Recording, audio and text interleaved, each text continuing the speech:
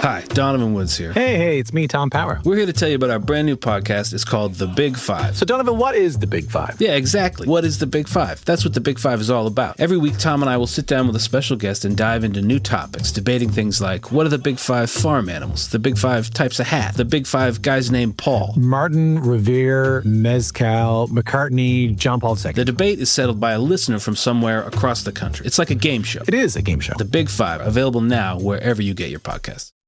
So you're running out of closet space. The good news? You don't need to stop shopping. You just need to start selling with The RealReal. The RealReal is the world's largest and most trusted resource for authenticated luxury resale.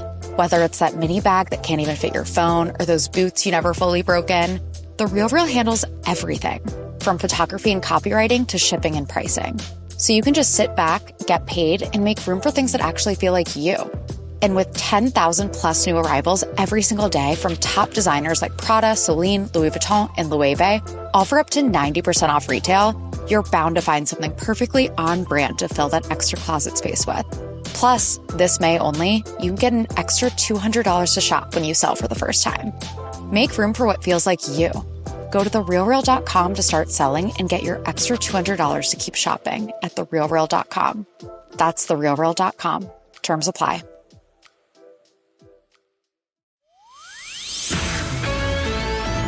This is the Pooja and Gurdeep podcast. From 98.1 CHFI Studios in Toronto, Canada. Hey Toronto, this is Ed Sheeran. This is Kelly Clarkson. Hi, this is Bryan Adams. This is Adele. This is Madonna. It's Michael Bublé, and you're listening to the Pooja and Gurdeep Show. It's fun. They're amazing.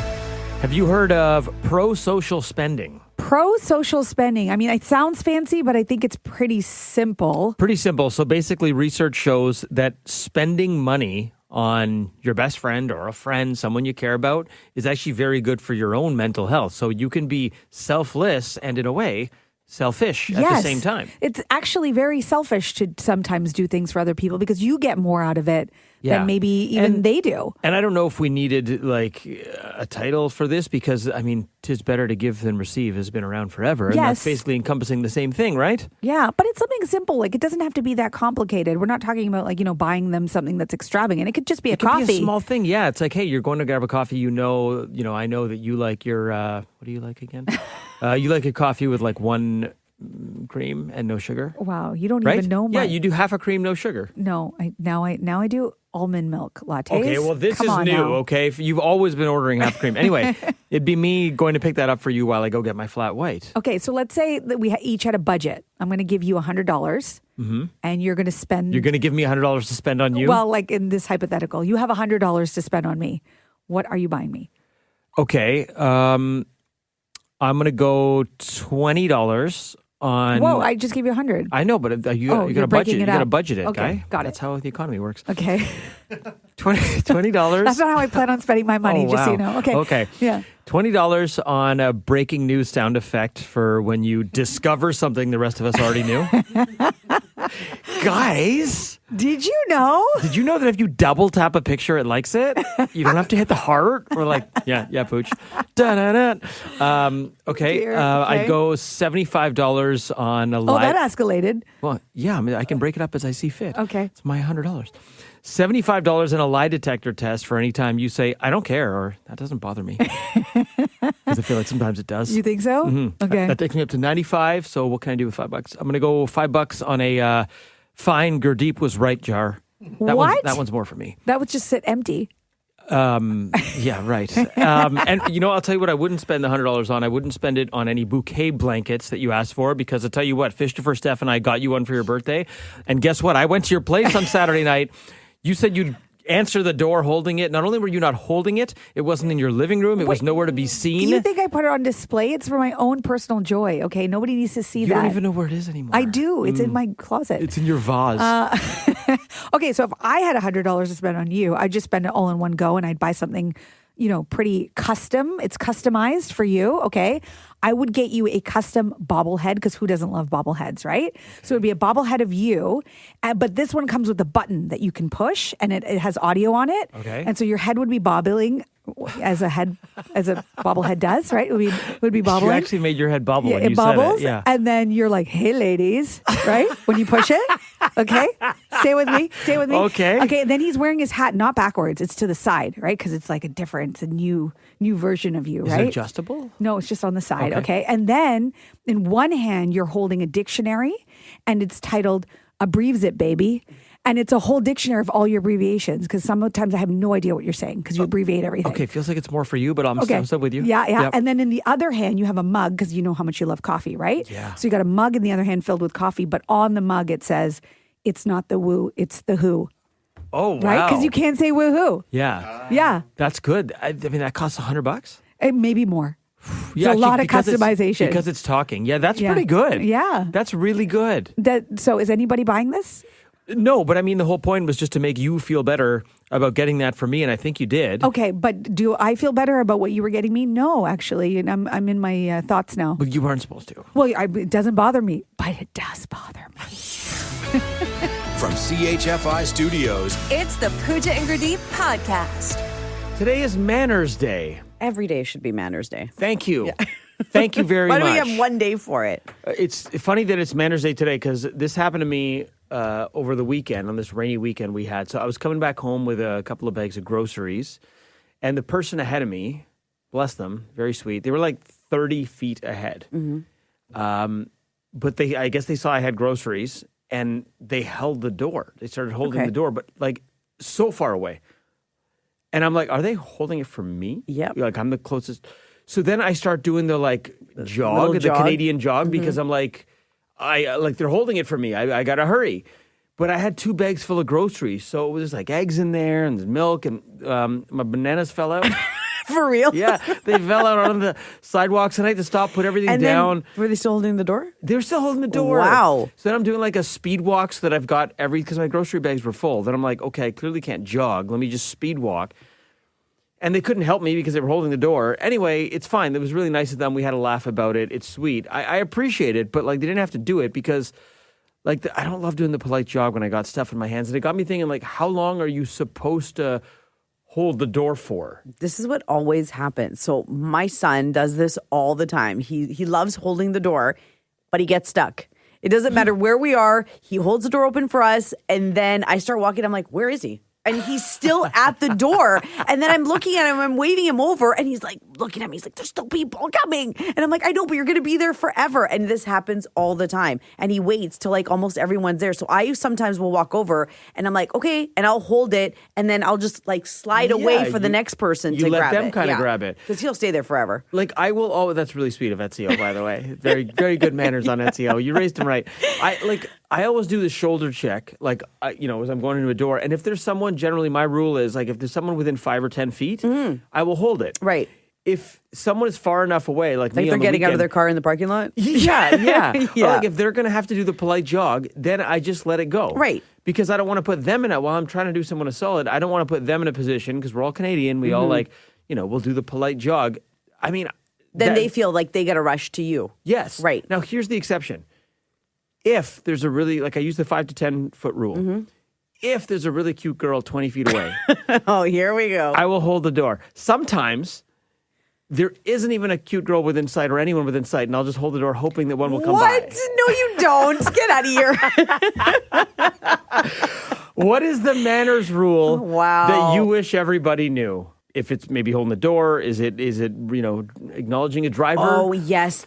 Just put up your hand when you're driving and say thank you. Not that hard. It's Manners Day. We want to know, what is the manners rule you wish everybody knew? Give us a call. We want to hear about it. There's nobody coming, Gurdeep. Leave the door alone.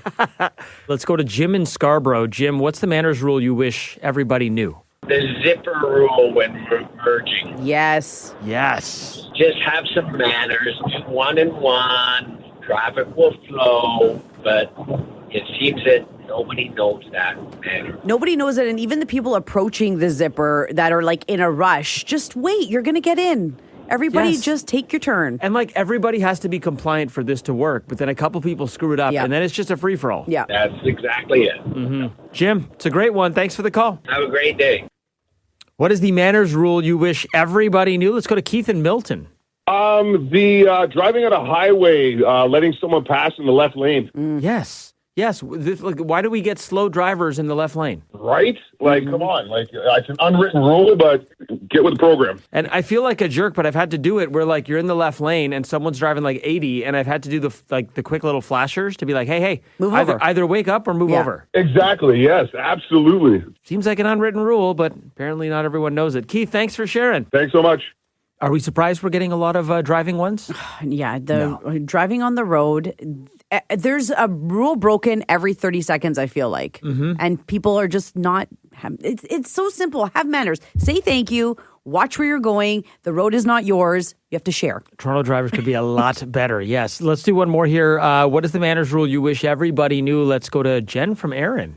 Good morning. I think it's when people say gimme when they're asking for something. Like, I was at a store on the weekend and there was a sign that said, please do not use the word give me. Manners are not hard to use. Okay, so like let's say you're at like the deli counter. It's like, give me 200 grams of the Black Forest ham. Yeah, or, just like, can I please have? Yeah, right. So can I please have finely shaved Black Forest ham? Didn't we learn that in kindergarten? You're not supposed to say gimme? Yeah, that was back in kindergarten, I think. I feel like as a society, we might need a kindergarten refresher, like Billy Madison style. We go back to school for 2 weeks just to kindergarten, though. Yeah. Because it's like sharing, manners. All the things. All the basic things. Yes, please, thank you. Yeah. Yeah, or when someone's, trying to get around you, they say, like, look out or move out of the way. Instead of excuse me? Coming through instead of excuse me. Pardon me. Drives me nuts. Jen, it's a good one. Thanks so much for the call. Thank you. The Pooja and Gurdeep podcast. From 98.1 CHFI. Okay, so I finally did it. What? Late to the party. Something you still haven't done, Steph. I went to go see Michael on Friday night. I'm so jealous. At Young Dundas Theatre. And? I freaking loved it. Would you go see it again? Yes, I would. Okay. Start to finish, Steph. It's so good. And I know you and I share, I would say, equal passion for Michael Jackson. He's our GOAT. We love everything about him. Both of our algorithms are like 75% Michael over the last month. It is amazing, start to finish. You're going to love it. I don't want to give anything away if you haven't seen it, so don't worry. It starts right in the Jackson 5 era, picks up, and it's just a frenetic pace. Yeah. Because then they take it right up to, it ends right during the Bad Tour, which is like 1988. So it is a nonstop thrill ride. Because I've listened to so many Michael Jackson podcasts and different pieces of media and read about him, like I knew what to expect going in. Look, I know it's a very sanitized version of Michael because it's put on by his estate, right? So no, it doesn't touch on any of the allegations, which by the way happened after later. Right. So we'll see, if that is ever addressed. But that is the main piece of criticism from the critics. How do I say this nicely? Critics are, I don't think I can say it nicely. I take critics with always with a grain of salt because it's one critic, right? I mean, I would rather listen to what the fans have to say, and the Michael fans seem to love this movie. Every time a critic rates something, I'm usually opposite most of the time. Yes. Yeah. Like, what if they're having a bad day? What if they're just trying to make a point, have their review go viral? A lot of people that I guess were not huge Michael Jackson fans were saying, oh, but it's more like you're just watching a concert. And I'm like, I know, but that's Michael Jackson. That's Michael Jackson. Like, and I will expect? say, it's half biopic, half concert. There's lots of story in there. But it is why I would say if you're going to see it in theaters because, my gosh, the music, the beats, you feel it in your chest, the bass. Like, it was such a visceral experience for me. I don't go to like the theater often, but I did the VIP thing, the VIP theater on Friday. I took my mom because she wanted to see it.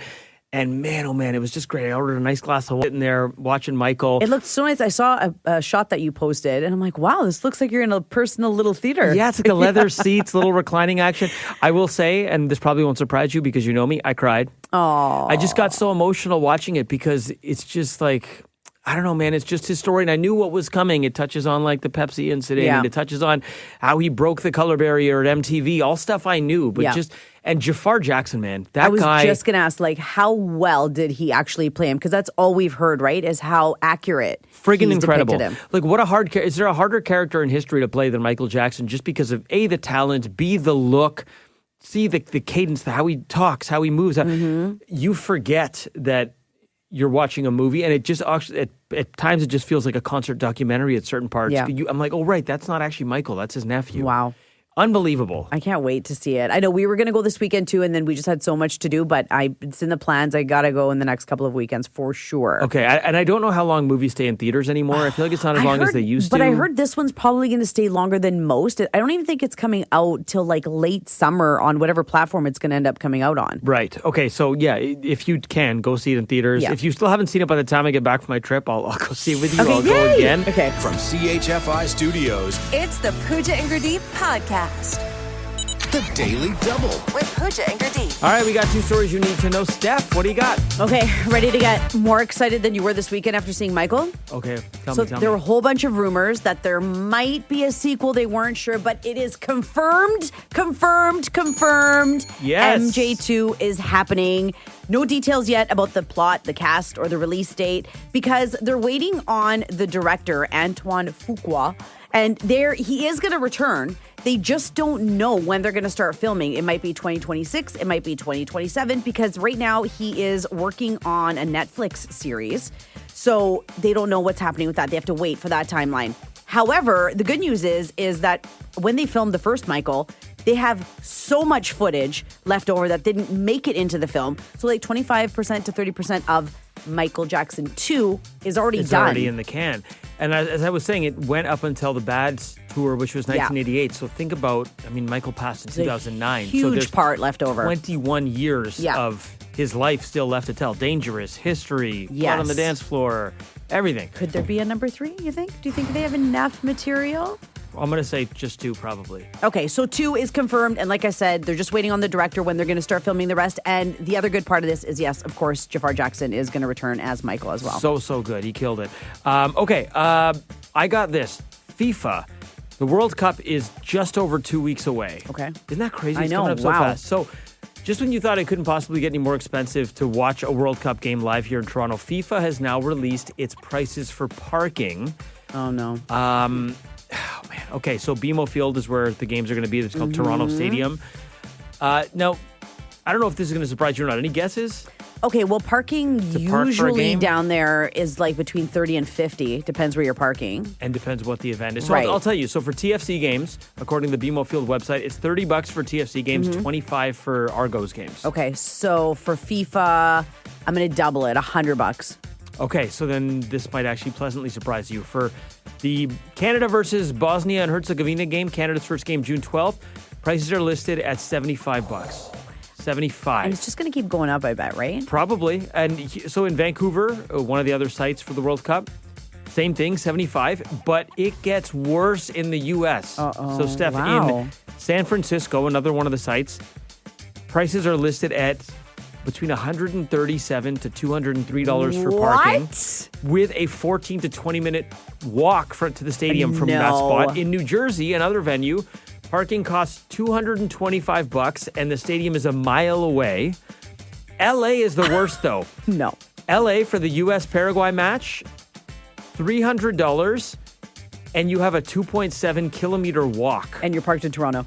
Basically, you're parked in Toronto to go. You're parked in Paraguay. Wow, that's crazy. So just take public transit, I guess, probably if you're going down. Should mention Metrolinx has announced 15-minute service, so frequent 15-minute service throughout most of the day on Lakeshore East and West Line starting June 10th. So yeah, and if you're still looking for tickets, by the way, you can still get some. But the price range right now for Canada's opening match, the cheapest ticket available for a single ticket, $1,370. Up to $3,135. So compared to that, the parking's cheap. It's a beautiful game. It's you can just expensive park game. and hang out outside the Or stadium. call me crazy. Watch it at a pub. Ooh, or watch it in your living room yes. for free. You crazy. The Pooja and Gurdeep podcast. Hi, Donovan Woods here. Hey, it's me, Tom Power. We're here to tell you about our brand new podcast. It's called The Big Five. So, Donovan, what is the Big Five? Yeah, exactly. What is the Big Five? That's what the Big Five is all about. Every week, Tom and I will sit down with a special guest and dive into new topics, debating things like what are the Big Five farm animals, the Big Five types of hat, the Big Five guys named Paul, Martin, Revere, Mezcal, McCartney, John Paul II. The debate is settled by a listener from somewhere across the country. It's like a game show. It is a game show. The Big Five, available now wherever you get your podcasts. So you're running out of closet space. The good news? You don't need to stop shopping. You just need to start selling with The Real Real. The RealReal is the world's largest and most trusted resource for authenticated luxury resale. Whether it's that mini bag that can't even fit your phone or those boots you never fully broke in, The RealReal handles everything, from photography and copywriting to shipping and pricing. So you can just sit back, get paid, and make room for things that actually feel like you. And with 10,000 plus new arrivals every single day from top designers like Prada, Celine, Louis Vuitton, and Loewe, all for up to 90% off retail, you're bound to find something perfectly on brand to fill that extra closet space with. Plus, this May only, you can get an extra $200 to shop when you sell for the first time. Make room for what feels like you. Go to therealreal.com to start selling and get your extra $200 to keep shopping at therealreal.com. That's therealreal.com. Terms apply.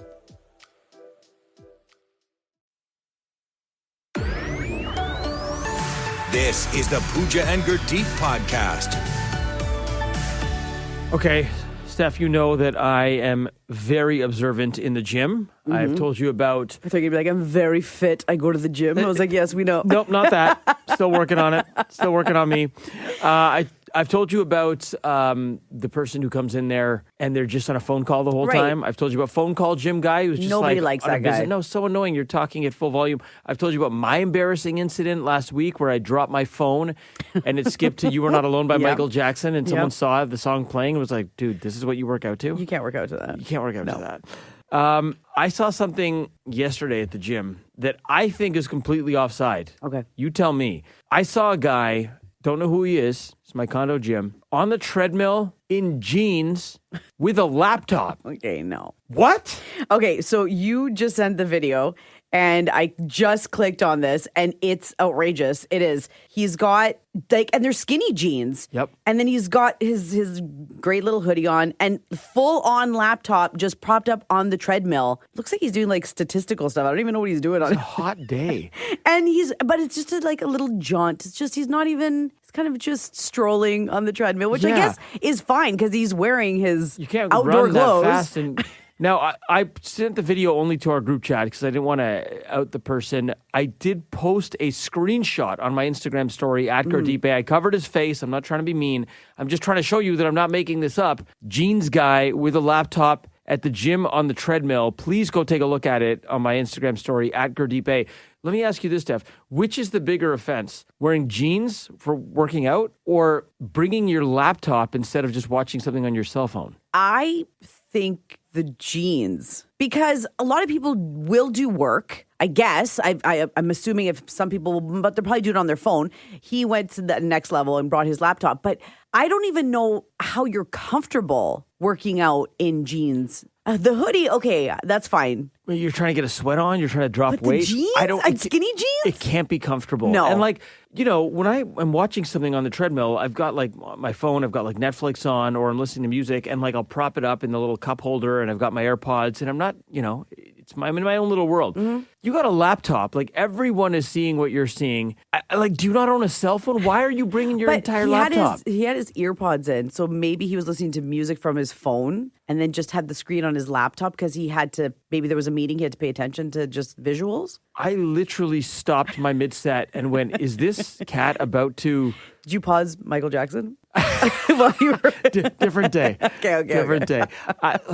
Is this guy actually in here to work out? Like, is he... I couldn't believe it. Like, why not put on shorts or sweatpants? Okay, why not use your phone? Maybe. You get an iPad. Maybe he was wearing sweatpants and they look like jeans. Maybe the material was just a print of jeans and they're saw sweatpants. that video. You know those are jeans. Those are jeans. I think you can even tell in the screenshot that those are jeans. They're jeans, but just say it. I don't know, man. I've never seen behavior like that. Me neither. And I don't know how he's comfortable. To each their own. I would never be able to work out in jeans. All right, sweatpants, gym guy. Please go to my Instagram story, at Gurdeep. Have a look.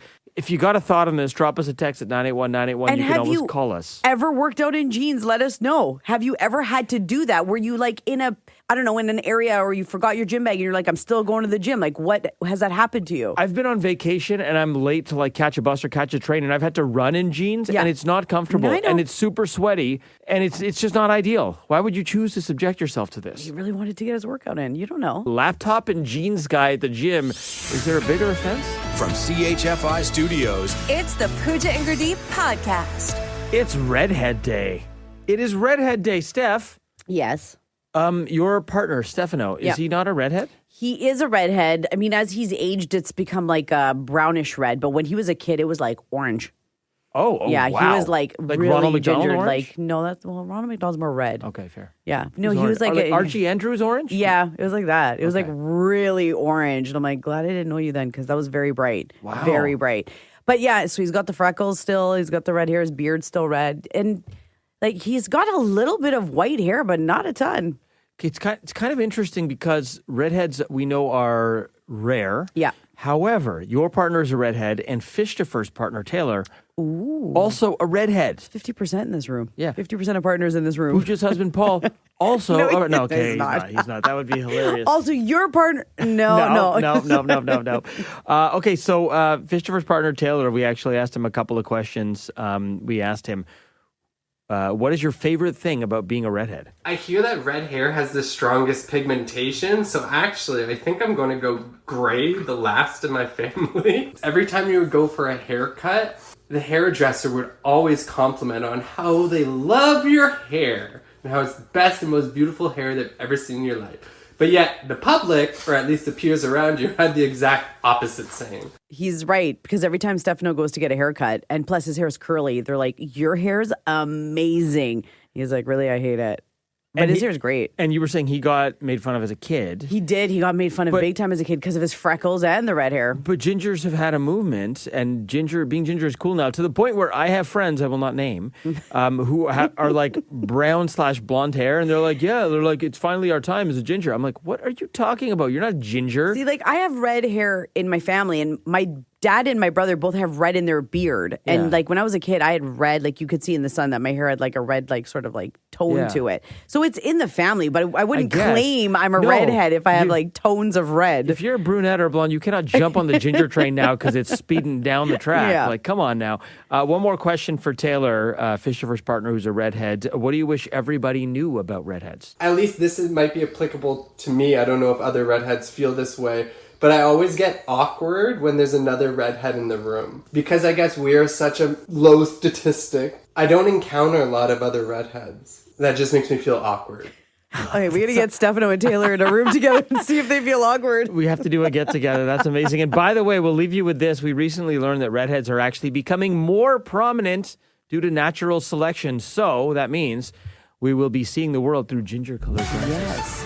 The Pooja and Gurdeep podcast. From 98.1 CHFI. Oftentimes we do stories on this show where I am so glad I'm not in a relationship because I'm not going to be the one who has to share for this story. This is a spicy one. There's a new survey out that says 1 in 3 adults admit they settled for their current romantic partner. They settled. No one should be in a relationship if you're just settling. Agree. Right? I philosophically agree. You should not settle. But we know people do that sometimes. Yep. Maybe you hit a certain age or you feel like you're getting lonely and you compromise your beliefs or what you're looking for just to be in something. I think we've probably all been guilty of it at some point. Mm-hmm. But when we're talking about this says your current romantic partner, but I mean, at this age, the person you're with is probably, hopefully, going to be the person you're with forever.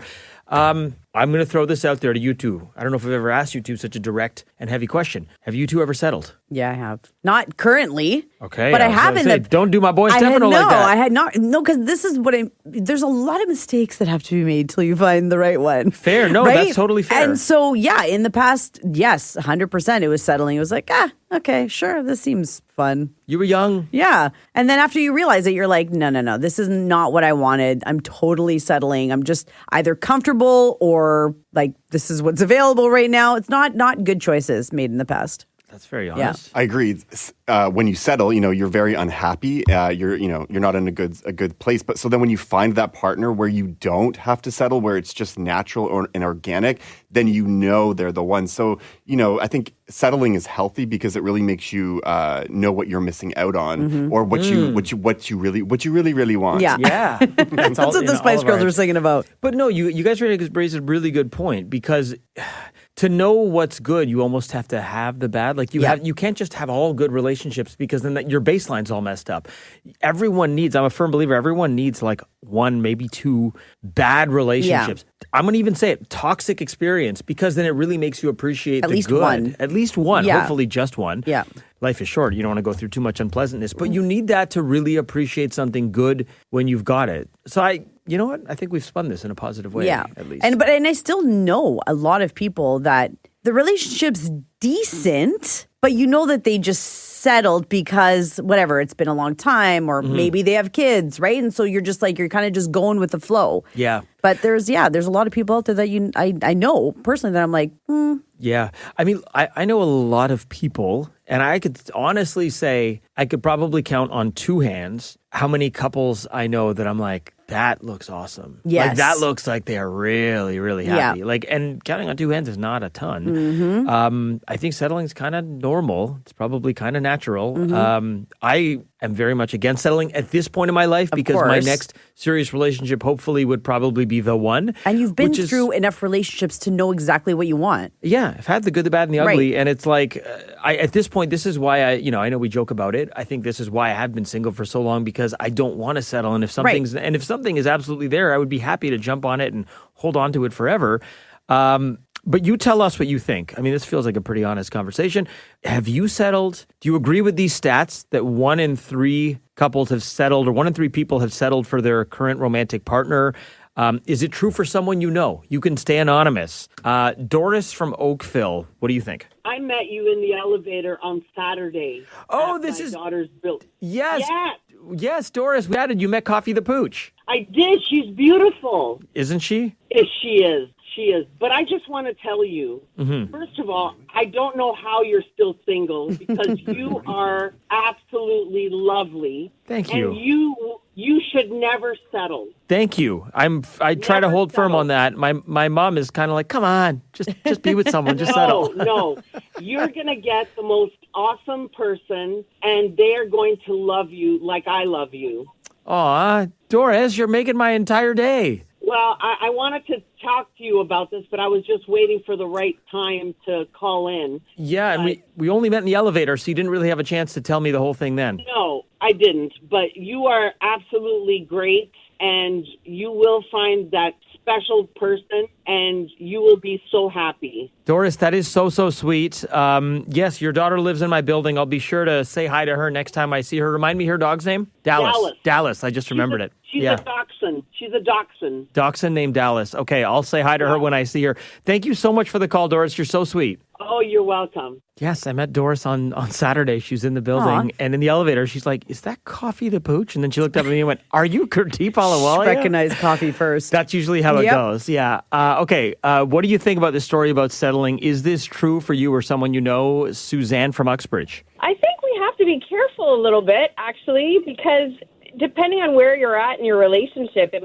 feels like you've settled after all, like it started off good, but then suddenly you're wondering if you settled. But any long-term, deep relationship is going to go through those peaks and valleys, and sometimes it means you got to do the hard work of digging and figuring it out. Right. Okay. So I think you're saying, like, don't confuse settling with the real work that is required in a good relationship. Exactly. That's a very good reminder. Yeah, a little hard work doesn't mean you're settling. Any good relationship is work. And same thing, I think, though, the more relationships that you go through as well, that's when you start learning, am I settling, or is this really what I want? Like, those feelings are different throughout each relationship, where you realize this is the one and I'm going to actually fight for this and work for it. It's different. Worth fighting for. Yeah. That's a really good reminder. Suzanne, thanks so much. Thanks. And to be clear, I think you're only settling if you feel like deep down like you can do better. Right. If there's, like I said, if there's issues, they can be resolved and you're willing to work on them, that's not settling. No. Settling is when you don't want to be there. Yeah. Any relationship is going to have issues you got to work through. Nothing is a picnic. Okay. Let's take another call here on this story about settling. Is this true for you or someone you know? Denise in Grand Valley. I'm in a situation where my husband passed away 8 years ago, and I'm with my boyfriend right now, and I kind of feel sometimes like I'm settling, but it's just he's reliable. I've known him for a long time, so sometimes I do feel like I'm settling because it's better than being alone. after my husband passed. So, Well, your boyfriend sounds like a good guy. Hopefully he's not a morning radio listener. Denise, thanks so much for the call. Appreciate you sharing. no problem. Have a great day. Love you guys. Love you too. Bye. Thanks for listening to the Pooja and Gurdeep podcast. Listen to Pooja and Gurdeep live weekday mornings from 5 to 9. Only on 98.1 CHFI. Toronto's perfect music mix. Hi, Donovan Woods here. Hey, it's me, Tom Power. We're here to tell you about our brand new podcast. It's called The Big Five. So, Donovan, what is the Big Five? Yeah, exactly. What is the Big Five? That's what the Big Five is all about. Every week, Tom and I will sit down with a special guest and dive into new topics, debating things like what are the Big Five farm animals, the Big Five types of hat, the Big Five guys named Paul, Martin, Revere, Mezcal, McCartney, John Paul II. The debate is settled by a listener from somewhere across the country. It's like a game show. It is a game show. The Big Five, available now wherever you get your podcasts.